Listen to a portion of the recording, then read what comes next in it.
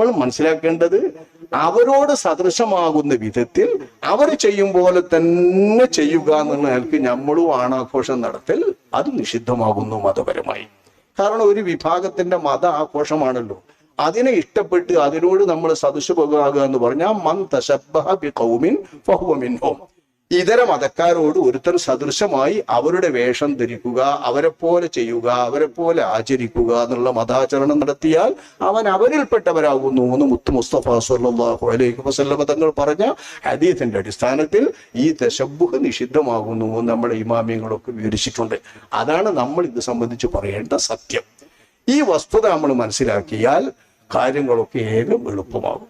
പിന്നെ ഇതുമായി ബന്ധപ്പെട്ട് പലരും പല രീതിയിൽ പറയാം, അങ്ങനെ വേണം, ഇങ്ങനെ വേണം, അങ്ങനെ വേണം, ഇങ്ങനെ വേണം, അത് ഈ കാലത്ത് അങ്ങനെ ചെയ്യണം എന്നൊക്കെ പറയണം. ഈ കാലത്തും ആ കാലത്തായാലും ഏറ്റവും വളരെ ചിന്താപര